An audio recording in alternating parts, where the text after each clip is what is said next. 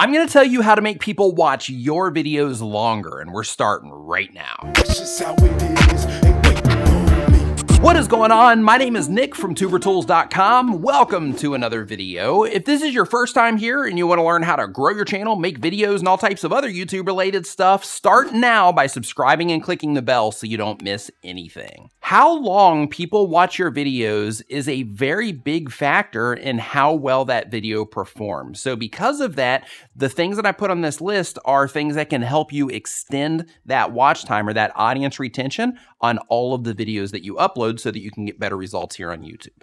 Now, with that said, it's important to understand that audience retention isn't the only thing. There are a lot of pieces to this puzzle, but audience retention is one of the very big pieces of it. So it's extremely important to make sure that you can keep people watching for longer periods of time. So the very first thing that you can do to keep people watching for a longer period of time is you can add what's called a hook to the beginning of your video. A hook is simply where you give a very quick or a very brief introduction into what the video itself is about. And the reason that this is important is because if you have a title or if you have a thumbnail about a specific thing and someone clicks on that video, you want them to know that they're in the right place because clickbait is so prevalent here on YouTube. But keep in mind, you want to make it relatively quick. Now, a couple ways that you can do this is you can do it like I do, to where you come in and you just pretty much say, hey, this is what we're doing in the video. Or you can kind of build up a story a little bit and you can talk about, hey, this is a pain point that we have, this is a problem that people have or whatever, and this is the solution. I'm gonna tell you what the solution is in this video. If you're a vlogger or a gamer to where you're doing content that isn't necessarily like help content or how-to content, what you can do is this. When your video opens up, if you're a vlogger, for example, you can just talk about the specific task it is that you're going to do throughout the day. So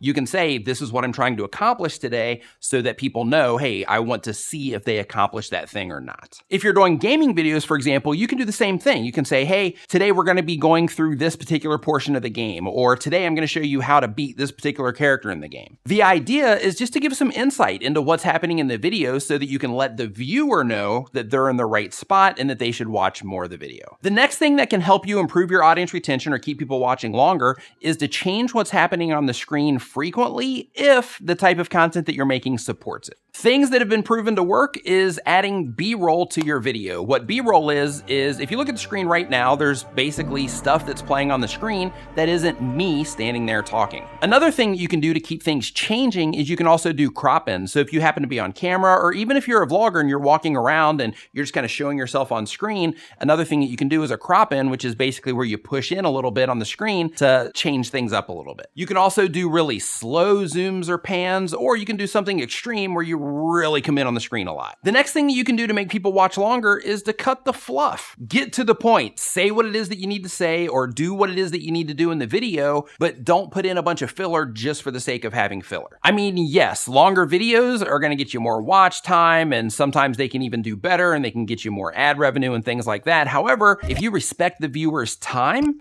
in the long run, that's going to do a lot more for you than forcing a bunch of stuff into a video. Another thing that's involved in cutting the fluff is you want to look in your audience retention reports and you want to see at the beginning of your video, if you're using an intro or you're setting up your video in any way, you want to look and see how people are responding to that. And the reason that this is important is because even though a logo might look cool, in a lot of cases, logos can actually hurt the audience retention. And if you're losing a bunch of people at the beginning of the video, then it's really going to suffer over the course of the video. The next thing that can help is to learn to be engaging. And what I mean by that is not to go crazy and be animated and all that stuff. That can help depending on who it is that you're trying to target, but you don't have to do all that stuff in order to be engaging. The engaging side comes in how you communicate. That can definitely help depending on who it is that you're trying to target. However, being engaging actually comes from how you communicate, not necessarily how crazy you're being. There's a YouTube channel that I really recommend called Charisma on Command. And this channel is awesome because it can help you build up your skills for being a more engaging personality when you're on camera. There's another YouTube channel, it's brand new, it's called Pop Your Presence, and that's another one that can help you learn how to be more engaging on camera. I'll put links to both of those down in the description below. The next thing on the list that it's kind of a big mistake that a lot of people do is they'll put cards at the beginning of their videos, YouTube cards.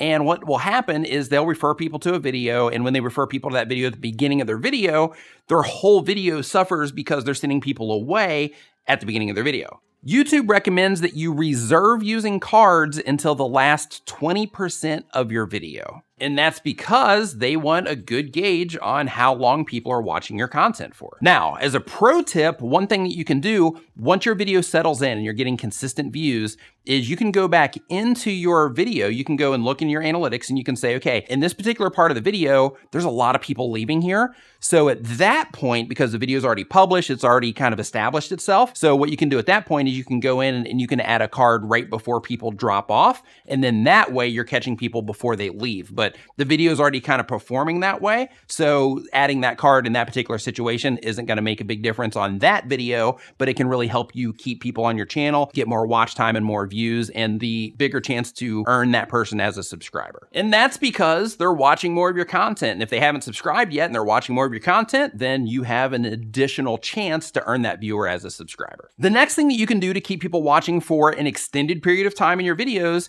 is to avoid using words or phrases that are going to tell people that the video is complete. So what a lot of people will do when they still have stuff to talk about in the video is they will say, and that's how you do XYZ. Or, so that was our trip to XYZ. And then they keep talking for a little bit. And when they keep talking, people are just heading out of there because what they came into the video for has been clearly defined as that being it. And then the people keep talking, which you can literally watch when you do that. You can literally watch people start dropping off in your audience retention reports when you give an indicator that the video is complete. So to fix this, what you want to do is as soon as all of the things are complete that you want to complete in the video and all the things are said that you want to say, is you just want to drop your end screen and then do any type of calls to action that you have at the end of your video while your end screen is still up there on the screen. And to learn more ways to grow your channel, make videos, and all types of other YouTube related stuff, start now by hitting the round subscribe icon so you don't miss anything.